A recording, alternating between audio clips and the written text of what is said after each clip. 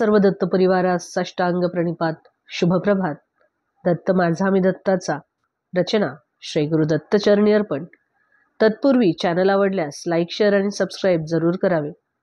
माऊलींनो, आपण पाहत आहोत श्रीकृष्ण भाग 24. यापूर्वीच्या भागामध्ये आपण पाहिले की काही वयस्कर गोपीजन हे नंद महाराजांच्या जवळ गेले आणि हल्ली ते जे महावन होते, जेथे ते राहत होते, त्या ठिकाणी अनेक असुरांमुळे त्या लोकांवरती सतत संकटे येत होती. त्यामुळे सर्वांचे असे म्हणणे होते की आपण हे स्थान सोडून आता एखाद्या सुरक्षित ठिकाणी जावे.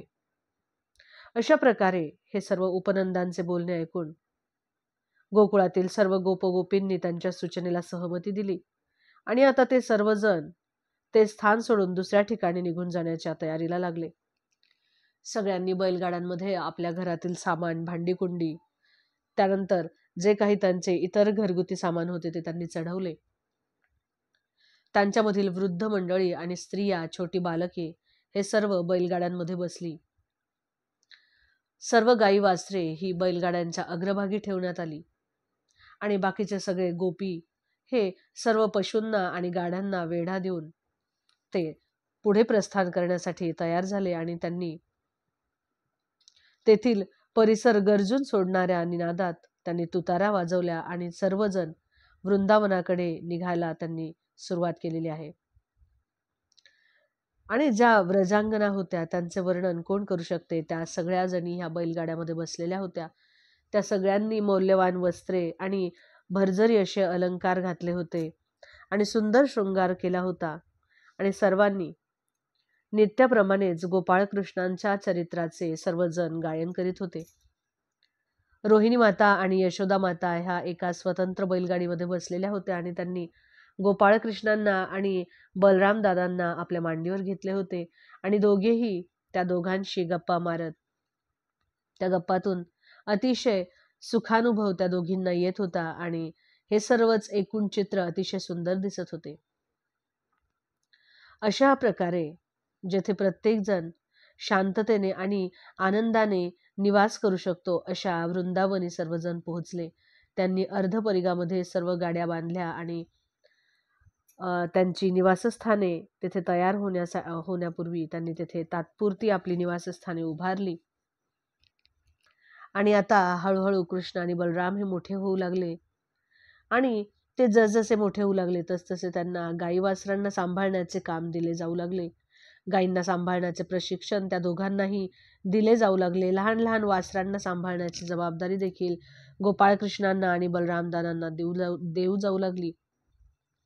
ते दोघेही जण गायींना आणि वासरांना चरण्यासाठी त्यांच्या मित्रांच्या बरोबर कुरणात घेऊन जात होते.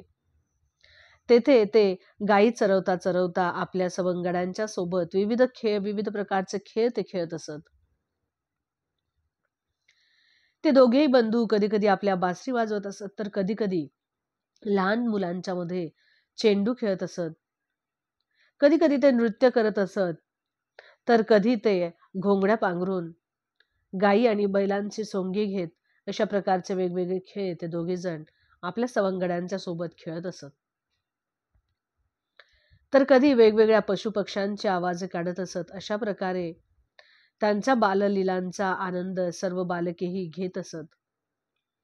एकदा बलरामदादा आणि श्रीकृष्ण हे यमुनेवरती क्रीडा करत होते. त्यावेळेला एक वत्सासूर नावाचा कंसाचा असुर होता. तो या दोघांना ठार मारण्याच्या उद्देशाने तेथे आला आणि त्याने एका वासराचे रूप घेतले आणि तेथे जे बाकीचे वासरे चरत होती त्या वासरांच्या मध्ये तो जाऊन मिसळून गेला. पण ही गोष्ट गोपाळकृष्णांच्या ताबडतोब लक्षात आली आणि त्यांनी त्या ठिकाणी त्या वासरांच्या मध्ये वत्सासुराचा प्रवेश झाला आहे हे बलरामदादांच्या निदर्शनास त्यांनी आणून दिले.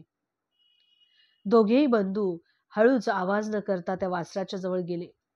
गोपाळकृष्णांनी त्या वासराचे मागील पाय आणि शेपटी पकडली आणि मोठमोठ्याने त्या वासराला गरगर गरगर फिरवून त्यांनी एका झाडावरती आपटून दिले. झाडावरती फेकून दिल्याबरोबर तो असुर गतप्राण झाला आणि झाडावरून ताबडतोब जमिनीवर पडला.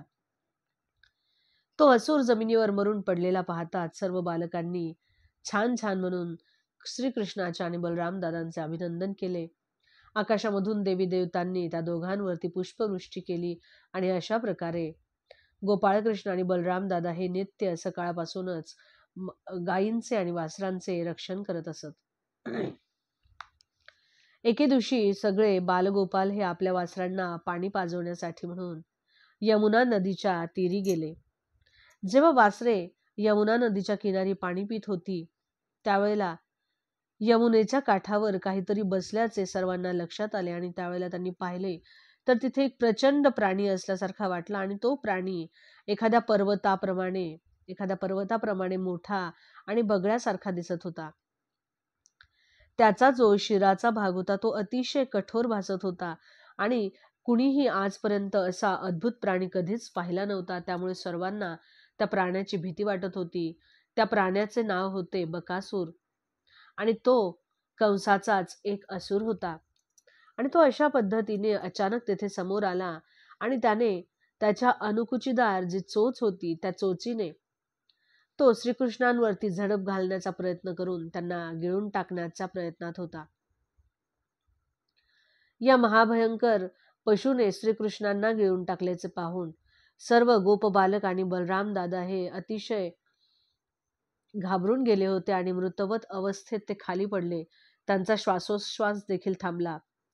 बकासुराने गोपाळकृष्णांना गिळले तेव्हा त्याच्या घशामध्ये एक मोठा प्रचंड अग्नी गिळावा त्याप्रमाणे त्याच्या घशामध्ये प्रचंड दाह होऊ लागला आणि श्रीकृष्णांचे तो दाह म्हणजेच श्रीकृष्णांचे जे तेज आहे ते धगधगीत असे होते. त्यामुळे तो प्रचंड दाह त्या राक्षसाला त्या असुराला असह्य झाला आणि त्यामुळे त्याने गोपाळकृष्णाला आपल्या घशातून ताबडतोब बाहेर फेकले.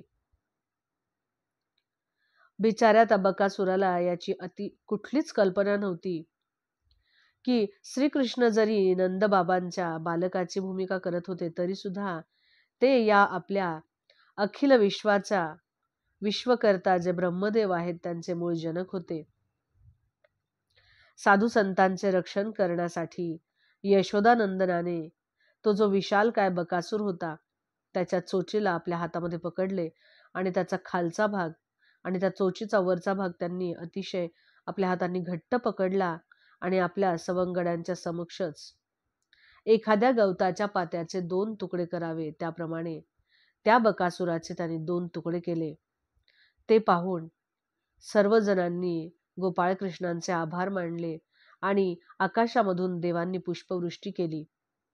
शंखे, नगारे आणि शिंगे वाजवली.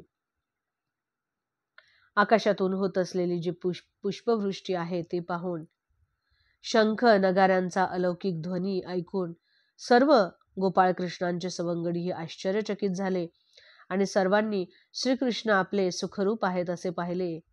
तेव्हा बलराम दादांच्या सह सर्व सवंगड्यांना अतिशय आनंद झाला.